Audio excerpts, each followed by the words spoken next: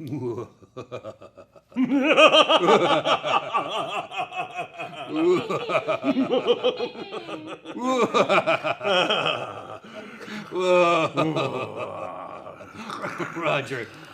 what's so funny? I guess it's a good day for some great demonstrations. It is a great day for some great demonstrations. Hello, everybody, and welcome to PASCO Laboratories. It's so nice to have you here for a very special Halloween special, now on PASCO Dead, the Living Dead, here at PASCO Laboratories. You probably all know me. I'm JP Killer. This week, the P in JP stands for petrified. Why are we petrified? Well, we've got some deals for you that's gonna just rock your socks, let me tell you. We do, and it's not even so scary. It's actually very great. We're offering you a 5% discount. You stick around to the end of this great demonstration, a 5% discount. This is a great Halloween sale and some great Halloween demonstrations that we're going to show you today. And remember, we're live, even though we're dead. If you've got questions for us, any of us today, all you have to do is write in. Right over there, sitting next to the computer is our own guy, Brett Casket. Brett Casket is taking your questions and he'll fill them over to us. And very exciting today, we'll be working with Barbara Chupacabra today. She is the wickedest witch of the West Coast. And standing next to me, Roger and Balmer. Palmer will be doing some great demonstrations for you, and everything you see here today is part of great stuff you could be doing in the classroom. They're going to show you some wonderful things you can do at home, and at the end I'm going to show you how you can get that great 5% Halloween discount all the way through November 15th on all the great things that you see today. So Roger, the embalmer, you ready to get started? Let's bring some things to life. Okay, then let's fly in our wicked witch, Barbara Chupacabra. Barbara.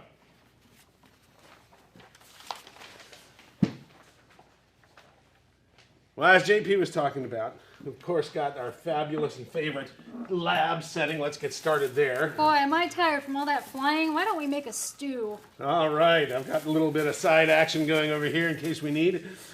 Of course, the most famous ingredients of all, little eye of something, newt or frog or... Eye of newt, something, maybe some other amphibian. Let's try 2 different kinds of eyes in our recipe today. This is going to be our cauldron. It is see-through. Notice how everything is clear. Let's turn the light on so that you can see. Totally clear, nothing up my sleeves. That's right. Okay, let's begin by adding the eye of newt. Should we start the stir here too? Well, let's maybe Wait for we get all the ingredients in there, we can mix them up. Maybe one at a time. I have newt here. Let's drop those babies in. They're hard to always collect. All right, check that out. Look at those. What is going on there? I love the little oily look as the essence of eye is being pulled from these. Yummy. All right. Let's get that next eye of toad. Eye of toad. I can see that those are good quality eye of toad because they're floating, while the other eyes are kind of hanging out in the middle of this clear liquid. Toadies are a little less dense, I guess, huh? You know, every time I make this stew, I always wonder, how does this work? How is it possible that these eyes are floating right there in the middle, well, kind of in the middle, and these guys are at the top? How is this possible? Well, I tell you, we can go and look and see what's inside the invisible and the ethereal, and I'm going to turn on my conductivity sensor. And I'm going to connect that sensor in SparkView.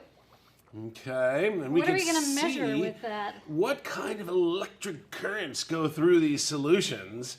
Now, at the end, we have little wires that come down, and if there's something that can move electricity, ions, if they're dissolved, they should tell us a little bit about something that's different in each of these solutions. Let me make sure that's turned on. There we go. And we're going to look for the connector. We already see that there's something different between the eyeballs, but why do some float completely while others stop in the middle? Of course, you can do these kinds of things at home as well, which we would want to encourage as we're taking a look. We just took a sort of a series of materials. And if you're going to make this at home, we started with a little rubbing alcohol in there and mixed it with super salty water, of course. So we're going to double check to see if that can tell us a little bit about the difference between these two. Okay. I'm going to show Okay. this in a digits display. Awesome. That's And I'm perfect. going to hit start. Okay. We're going to start collecting data. So now we can, oh, wow. It starts pretty high already. It's at 8,000, 7,000. Right. How are you getting that to go up? Well, as I go down lower through here, Let's turn the light on so you can see what's going on here.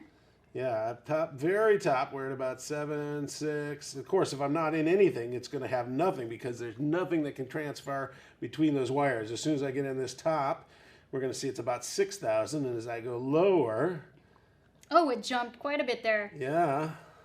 11,000, Okay, now 13,000, 15,000. let's go a little bit right about to where the 21. golf balls are. We're at 21. Interesting. And we get a little bit lower, and it seems to stay fairly consistent. Okay, so something is changing in between here and here. We can see that with the data. Right. And so what we have with the alcohol on the top, which is very well, it's less polar, less able to dissolve. The material on the bottom, which is water and salt, and it also, because there's extra water, and there's far denser, and it has that salt in it. So at the top, there is some conductivity that's in there from some mix of solution. Water and alcohol can mix. So we see some water-salt solution top, but not near as much. 3 times more salt is down here at the bottom. Fantastic. Well, that sounds very tasty, but let's get our, let's mix up our broth here and see if we can't get those guys to mix. And if you're looking from at home, what's fun is that you can see a sort of a layer between that looks oily as the two solutions come together. There we go. Yes. And I'm disturbing just the bottom layer. Notice nothing's happening on the top and just the bottom's moving. So we can definitely see that this layer is made of the same stuff and this is made of something else. Yeah, and you may or may not be able to see this, but if you're doing this at home, it's like the heat on a highway where you see the air is being refracting the light differently. Well, these two solutions refract differently, and so you see like an oily layer between those two, which is a great illustration of that boundary between two, the living and the dead, of course. All right. The living, I just lost my appetite. I don't want any of that. All right. So, Well, let's move on to that colorful blue solution over there. What is Fantastic. that? of course, what we have here is just a simple sort of solution. I'm going to put my light through there, and you can see as we come over to the screen, this is really just cabbage juice. Let's move that guy out of the way, of course. And maybe you can see that, and it's so dark it almost looks black, but if we shine a strong light through there, I can see that the light coming through onto the screen is a light kind of blue color, but it's just cabbage juice. And so what's cool about that is we're going to put another spot of this dry ice in here, which should help to dissolve. And let me grab Oh, that let's check the material. pH first. I'm curious yeah. to see what is the pH. You said cabbage juice, and it made me think of an indicator. Absolutely, and this is working just like a broad range indicator that we can put in. And I'll put this down in and make sure we turn this on. Here we've got our pH sensor. Okay. pH is measuring how much acid can go in that solution. And how much base. Water should come out at a pH 7. It's in the middle of the scale. We got Of course, some data here. as we get lower like bases, like you put in Drano or drain cleaner, those are going to be higher values, almost close to 14. And this is somewhere in between, but it is basic, around 10.5. And so we see that this is a base solution. And so we've got this beautiful blue color that you can see inside of that. Now I'm going to put some carbon dioxide, and if you've ever had a soda, or if you've heard the doctors tell you, don't drink so much soda, it's bad for your teeth, and that's because it makes an acid solution. So we're going to take another piece of dry ice down here. And don't blink because what you're going to see happen is going to happen pretty quickly. Okay, we'll get a little bit smaller piece.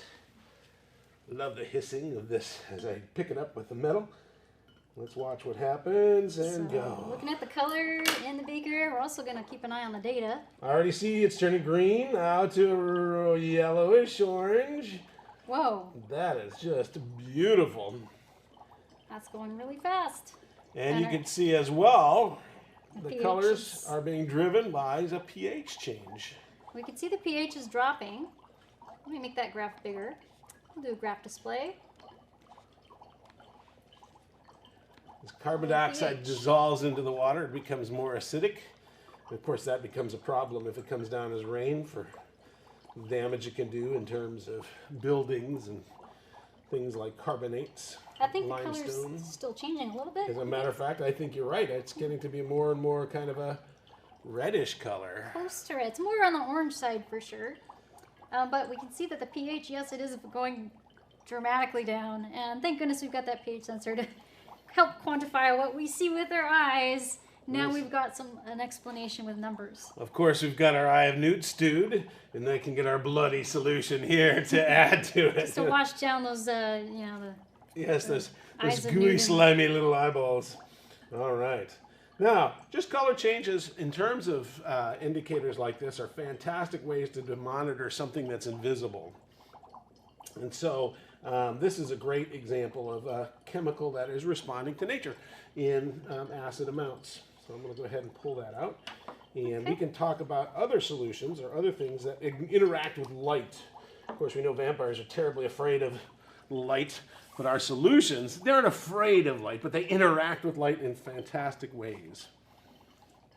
Yeah. You know, the chupacabra only comes out at night, so That's right. that's why it's so dark in here. Okay. Okay. Let's get our spectrometer Okay. connected. We're hooking up a light sensor that can determine all the different kinds of light. We've seen that this changed colors all the way from the full colors of the rainbow, from violet back down to red. If you remember Roy G. Biv, red, orange, yellow, green, blue, indigo, violet are all what make up visible light. Then we're going to take our PASCO spectrometer, visible spectrometer, and we're going to take a look at what will happen to a solution that's here. Well, we're setting that up so that we can hook this up. I'm going to put a white flashlight. Make sure it's got a nice collected beam there. I'm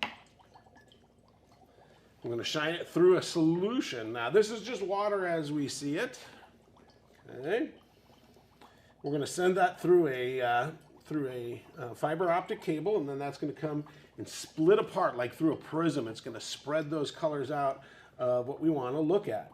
So what's kind of cool is that this is called potassium permanganate.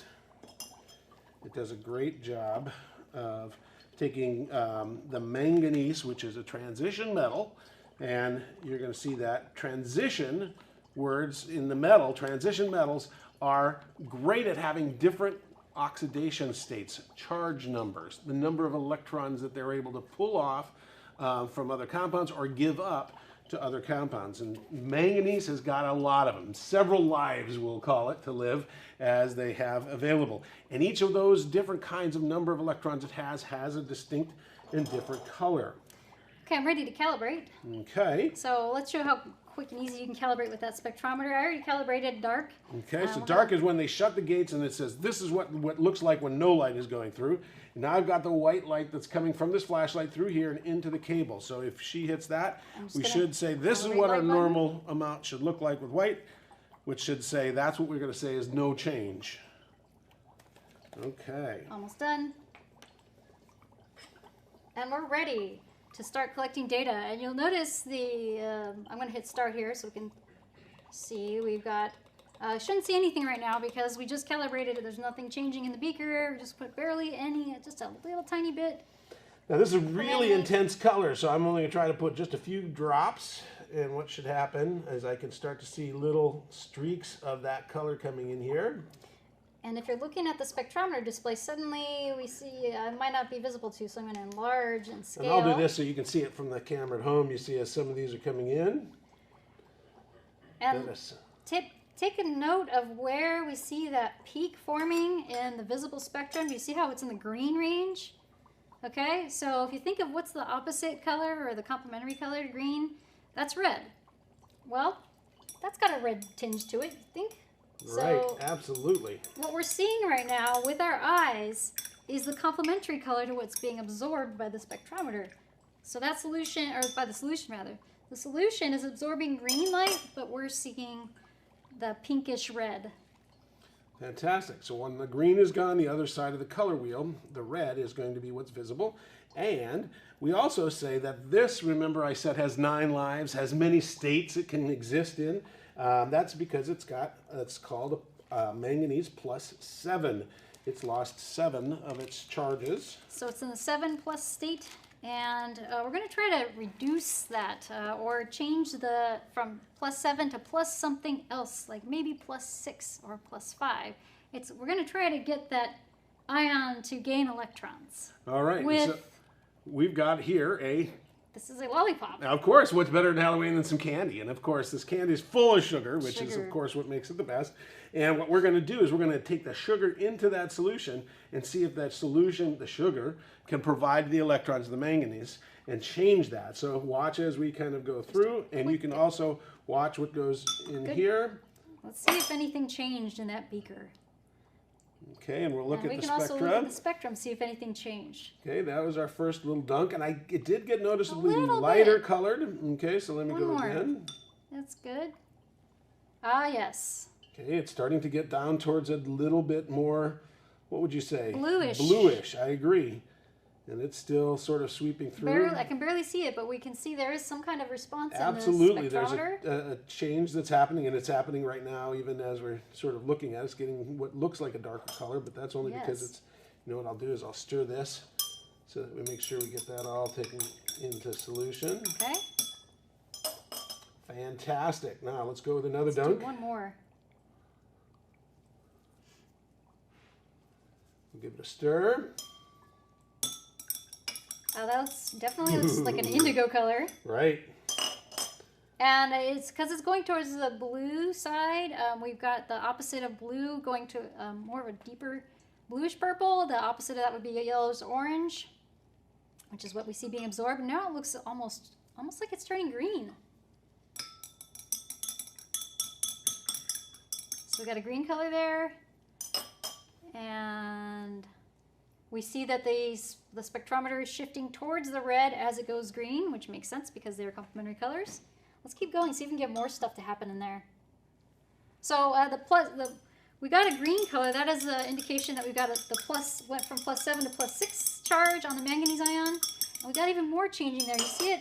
What do you think that color is going towards? Well, if we've kind of moved this way towards green, the next color on the scale is going to be somewhat yellow.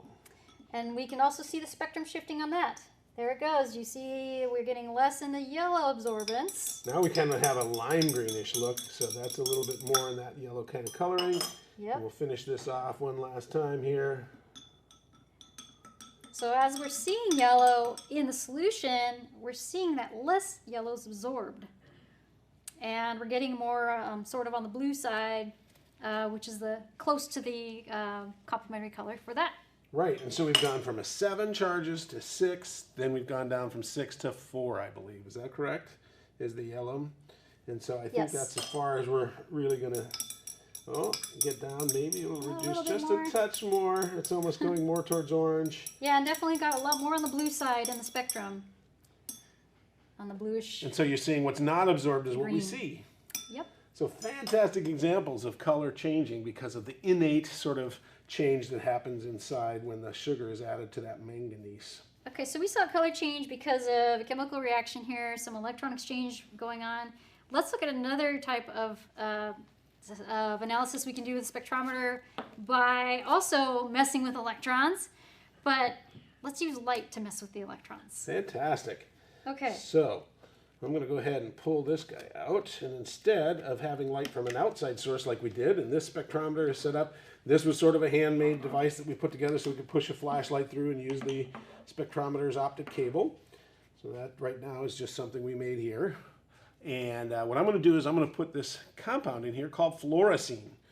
Now, what's cool about not just having light go through and get absorbed or taken out of solution is this is going to actually add to solution. And so, light is going to be added and it's going to come out as a different color.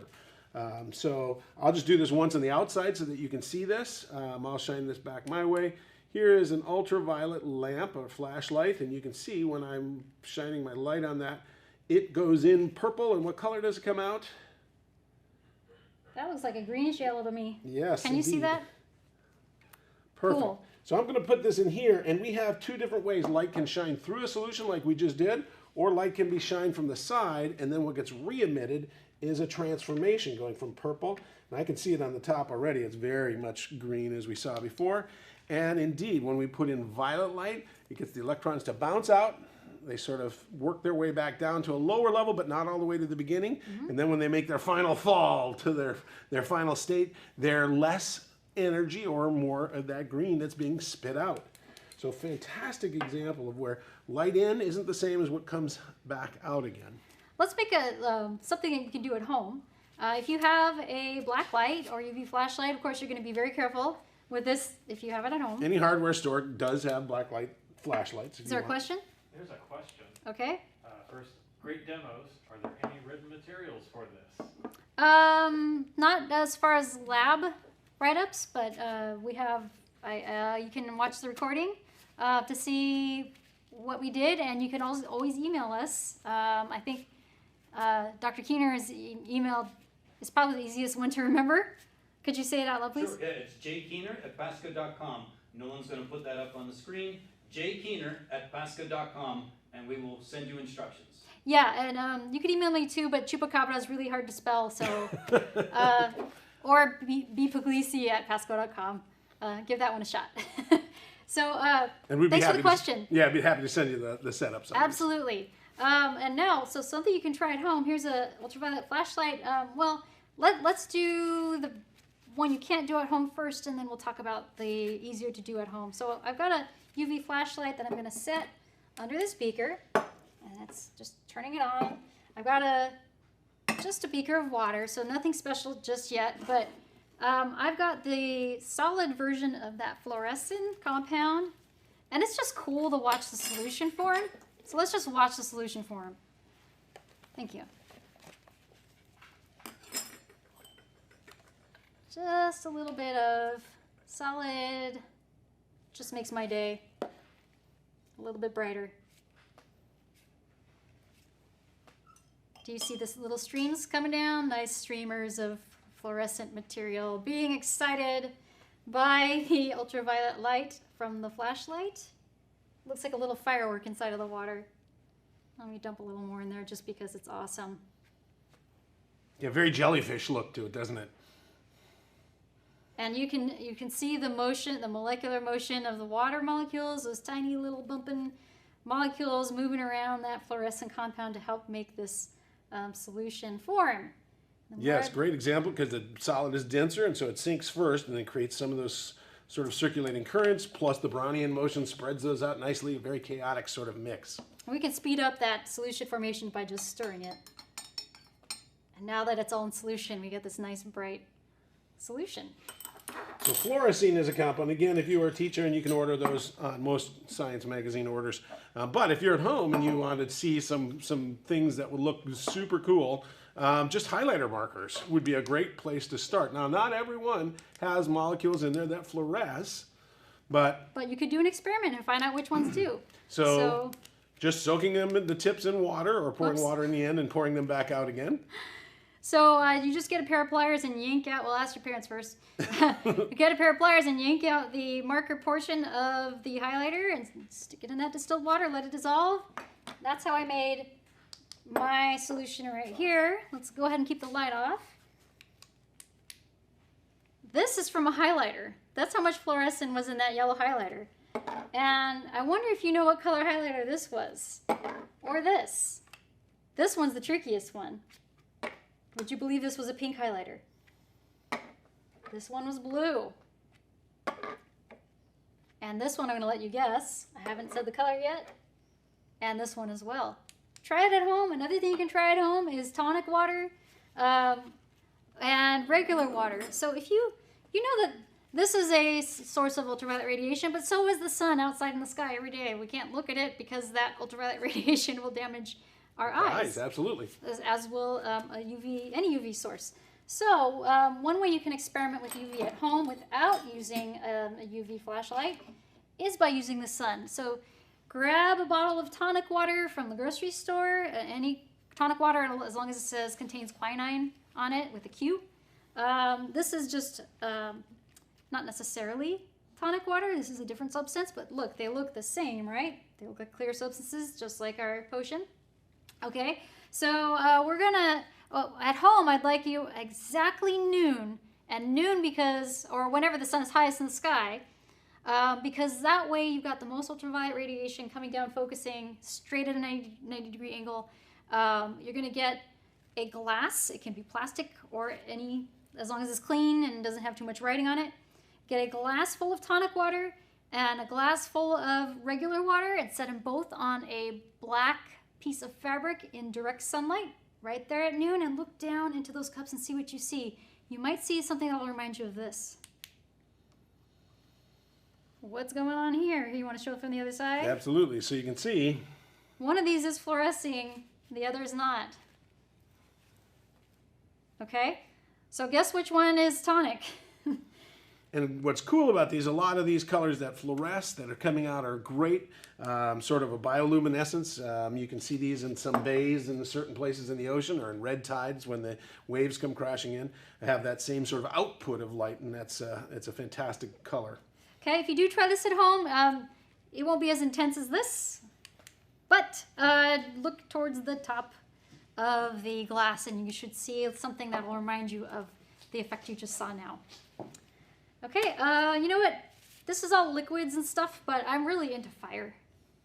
It's also a great Halloweeny theme is fire and those kinds of things. So let's take a step over and into our other lab. All right, let's move on to the next lab.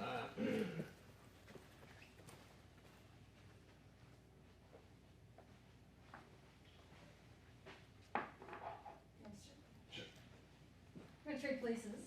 Pardon me.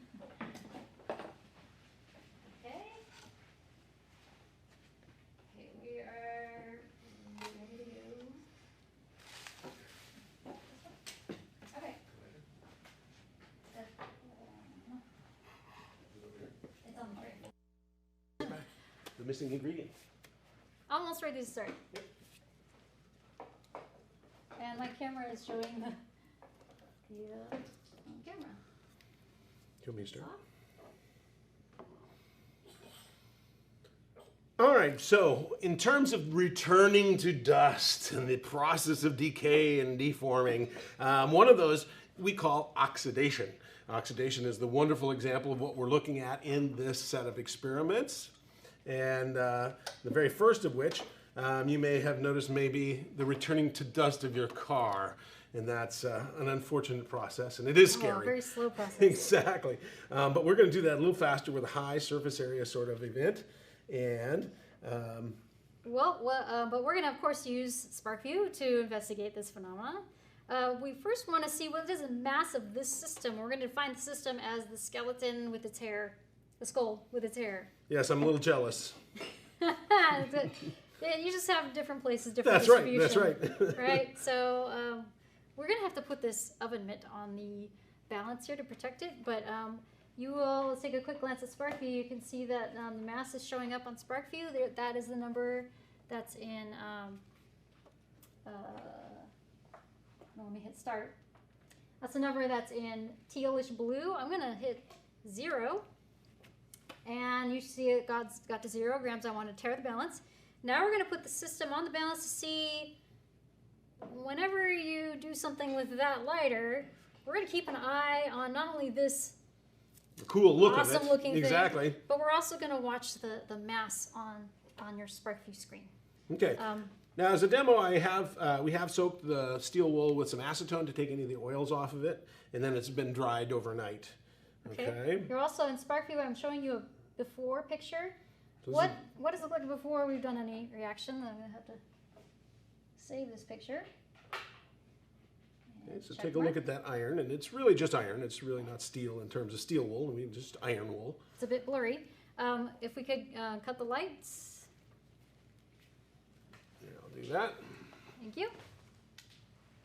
Okay. We've also got the temperature sensor going. We're going to stick that inside You want to do it the after? drinks here.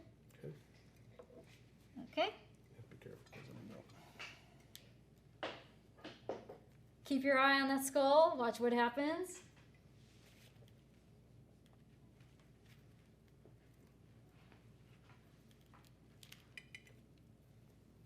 And the balance is saying 207.6. Go ahead. 207.7. Do you see the number changing? I think I'm blocking the Bluetooth signal on the balance. 209.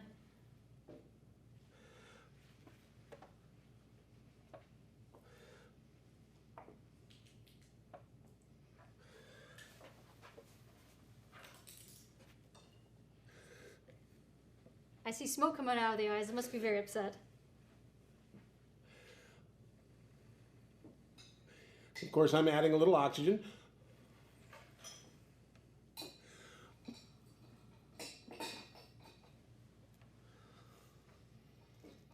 All right, we're up to 208.4. And you may ask yourself, this is really just burning. What's happening to this material? Well, we also see the temperature gone up too, right? Absolutely. So, how is it that the mass went up? I mean, I Well- get why the temperature went up. I mean, I was sparking. Right, and let me go ahead and turn this on. Let's get that light back There on. we go. Is that in normal burning of wood or those kinds of things, the material leaves as a gas, as CO2. But in this, we leave behind the rust, iron oxide, which has more material on it. So the iron and oxygen are still being weighed because they're part of the solid that still gets weighed out on the balance. And of course, it has a fantastic look to that. Anytime that you start a little bit of steel wool, it's got a beautiful sort of reaction to burning. You may notice that the steel has changed from a sort of a white gray, a light Shiny, gray, really shiny. and shiny, and now it's far more black and flat. It's bluish almost and dull. Right. And it looks very brittle compared to before. So we can definitely see there's a chemical reaction that occurred here. This was the sped up version of rusting, right? Absolutely. Of iron going to iron oxide. Okay. Okay. And the material that we use is just our temperature sensor on the inside and our balance that we have right here as well. Okay. Okay. Now, that oxidation is a nice kind of speed. You can see that oxidation happening as a glowing look to it. And we're going to look at something that happens a little faster. Okay, so you saw that the temperature went close to 70 degrees Celsius. We're going to move this. We're going to switch spots again. Okay. I'm going to put this. We're going to put this temperature sensor right here. It's inside of the pumpkin. We can move this. Okay. Hit OK on Sparkview. Okay, I'm going to clear the way. I'm going to light my jack-o'-lantern because it's almost Halloween. And you can hit start.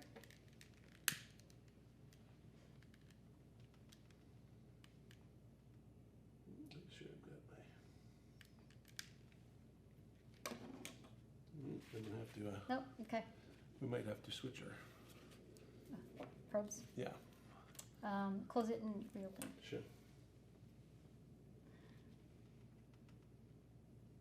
It's very hard to do science with gloves that are a little bit too big. Okay, let's try again.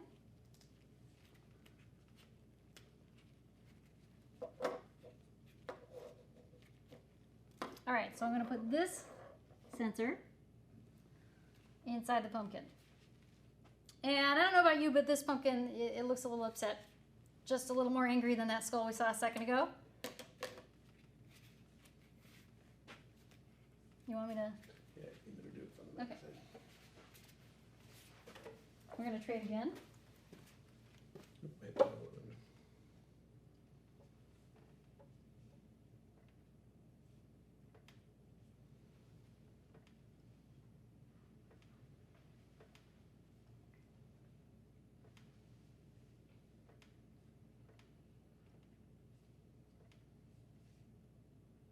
Okay. Excellent. Okay, we're ready. Lights out, off, please. In fact, I think this jack-o'-lantern's pretty angry because last time I asked it a question, here's how it responded. Ooh, I would And then- say what a temper on that little pumpkin. And then it said this. Is it still on? Yep.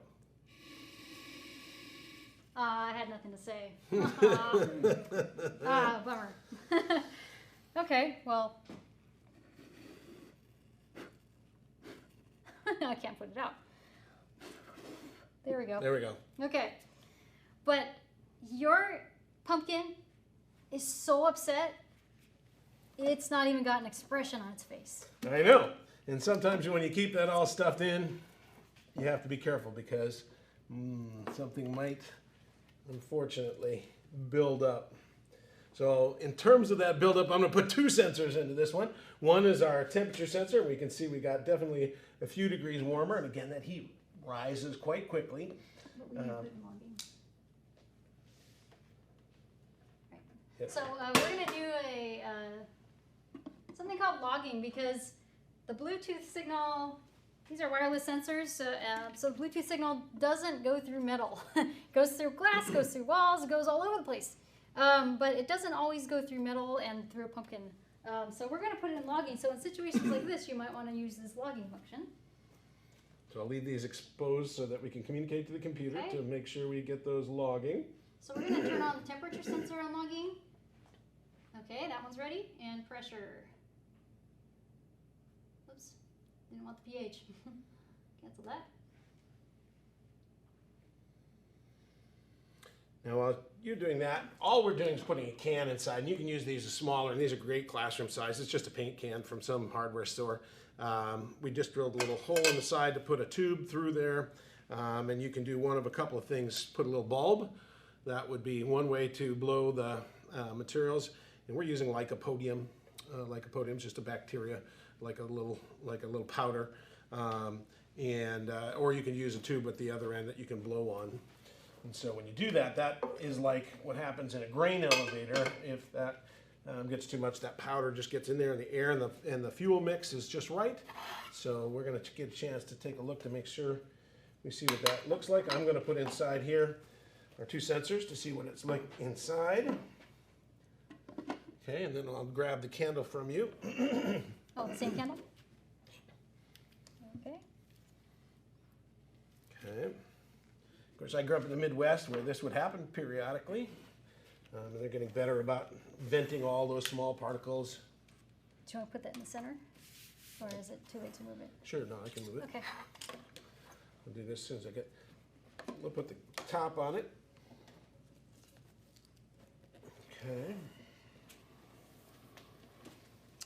I'll put this on just as a nice shield to see what we have.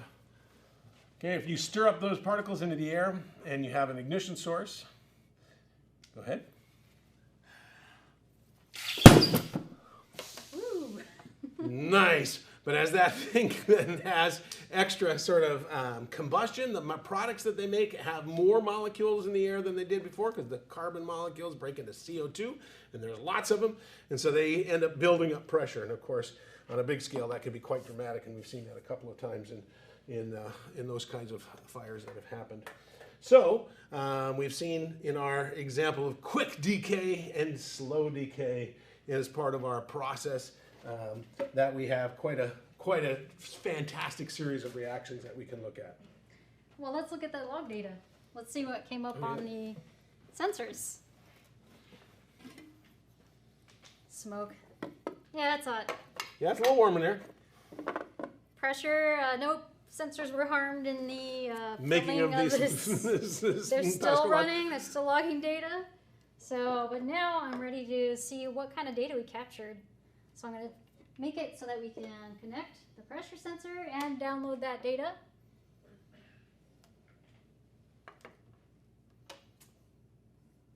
And let's look at a graph.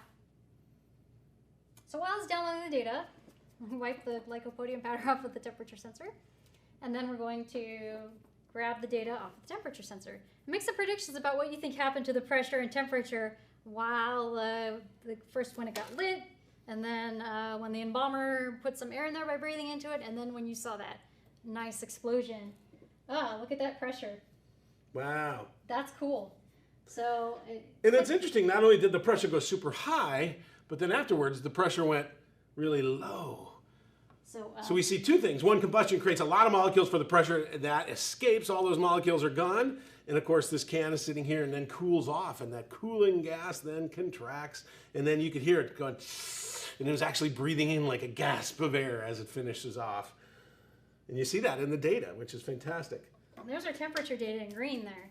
So we see that it starts off flat, that's the room temperature, and right immediately after the explosion, we can see that spike in temperature and then it drops really fast. Absolutely. The reason why we're using this temperature sensor instead of the stainless probe is this is the fast response temperature sensor. So it doesn't have all that stainless around it. The stainless is great when you're boiling liquids, but when you need something that's, for example, occurring in air at a very quick rate, this is your best bet. So different sensor choices for different scenarios and different types of data situations. And also the software lets you pick how you not only collect data, but also present it. All right, so we've seen the decomposition sort of aspect, and the last sets of ones we want to see is the goo and the gore and the grime. So I'm going to join Mr. JP Killer over here, and we're going to take our next set of experiments.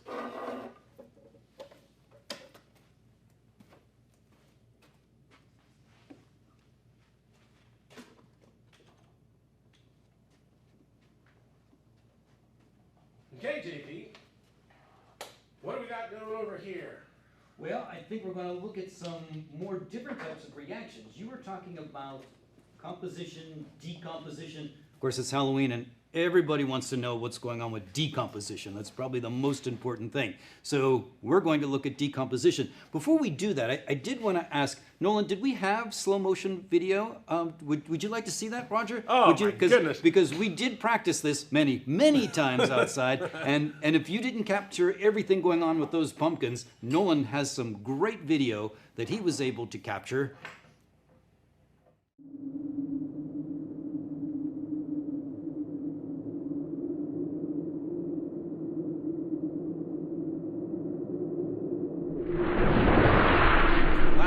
But when we capture that outside, you get to see a pretty nice flame ball moving.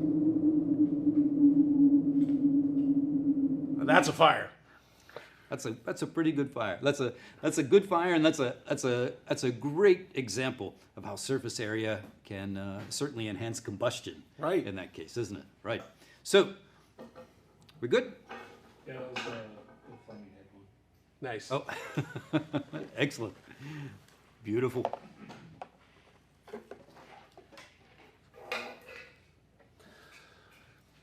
Okay. Good. So you get to see in slow motion what those fireballs look like, and really what a great example of demonstrations you can do outside. We've done them here inside, but of course we have our fire marshal sitting right over there and a fire extinguisher right on the floor down there, and we are very, very safe, and of course plexiglass between us at all times. So Roger, we want to talk about decomposition, but we want to look at it from a little bit of a different perspective. What do we have set up here? All right, so in this reaction, we're going to take a look at the decomposition of a peroxide. Now, the peroxide is just the material that you might have at home as hydrogen peroxide. That's around 3%. And we can also get the specialty kind of peroxide at a hair salon, which we've chosen, so that gives us a good sort of scale that we want to accept. But in the decomposition, we're going to give up some particles that were peroxide, and they're going to then become some other materials, oxygen, for instance, and we're going to have some process of decomposition. We're going to give off some energy as well.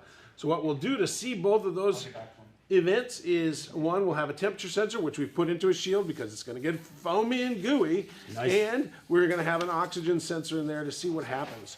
So let me put this Let's turn those on and let me hook up for those. Let's turn those sensors on. Yep. And I will connect here. Nice clean sensor. And let me hit that. And this little guy. Okay. So we've got oxygen gas. Connected and to we've temperature, got our temperature connecting sensor. to oxygen. And I'm going to put this in there. Come on.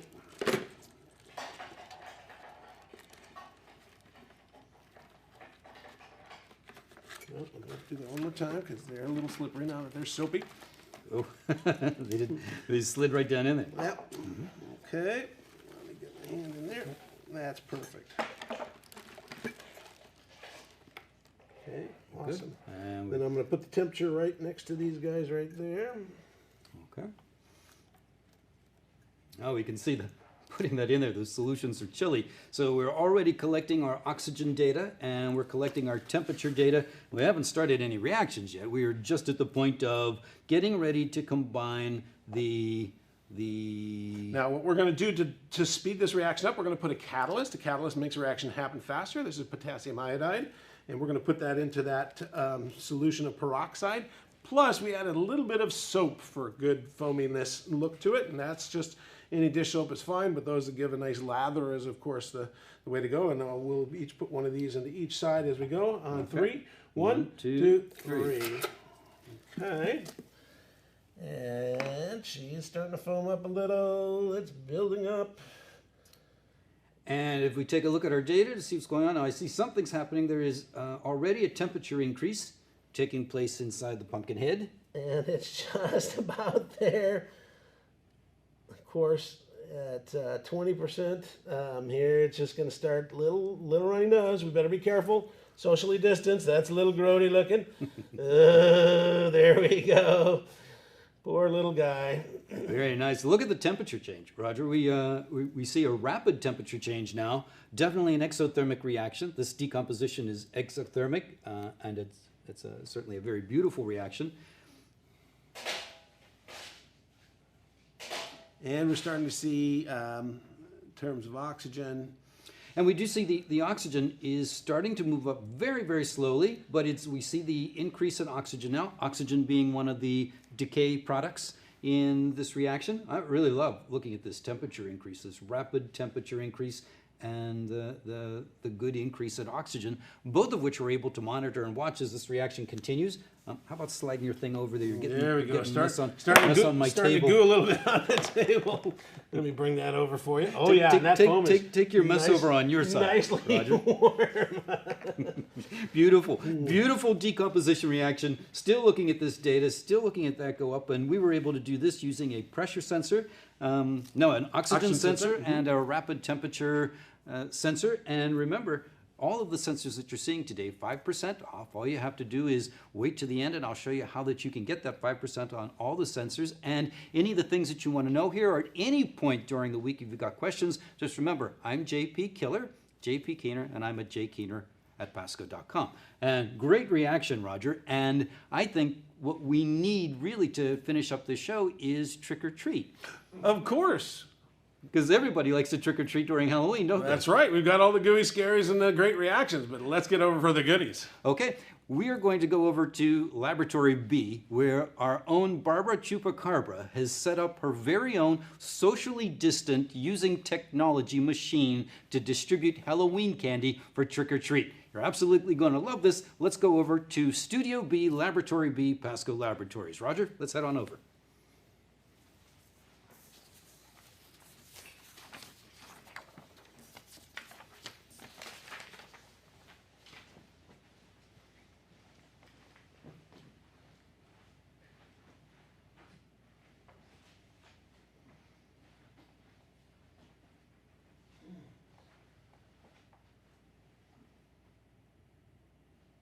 Okay, so you might be wondering, how am I going to distribute Halloween candy this year? It's a bit COVID-y out there. So whether or not your public health department is advising to give out candy to trick-or-treaters this year, this is just something fun that you can do every Halloween. What if you wanted to distribute 1 mole of sucrose to your neighborhood-friendly children? Well, I got a whole mole of sucrose up here in the form of nerds. That is 31 boxes of nerds equals 1 mole of sucrose molecules.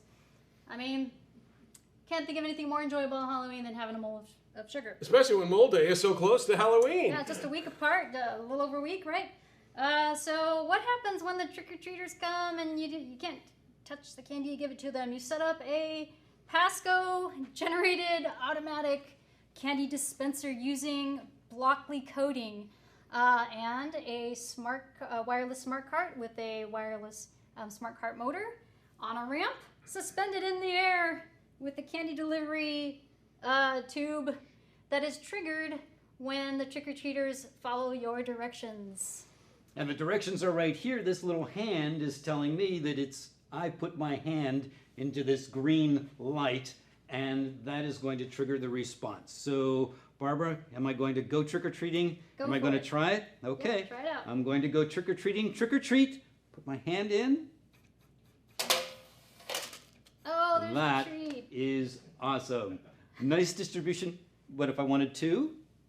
We gotta wait. We did stick a timer in there because we don't. Ah, look at that. And I can get 2. I love this Yep. trick or treat. I love this trick or treat. And Barbara, you used 2 devices here that we would like to show. This is the wireless smart cart motor that is the smart cart that we've had here at PASCO. We've attached to it a motor that is programmable so that the motor actually pushes the smart cart, and Barbara has actually written the program so that it moves or travels that distance to give 1 little NERDS packet or 2 NERDS packets. And as a matter of fact, we've got the code Or example. 3 NERDS packets. I absolutely love this machine. And of course, she used the code node, and the code node is a coding device that has a light sensor. So using the light sensor, it breaks the beam of light, it changes the light intensity, and that triggers again through coding, through Blockly coding, the ability to get that wonderful NERDS distribution. So this is, if you go to Barbara's house, Barbara Chupacabra, you can go trick-or-treating and get socially distant candy distributed to you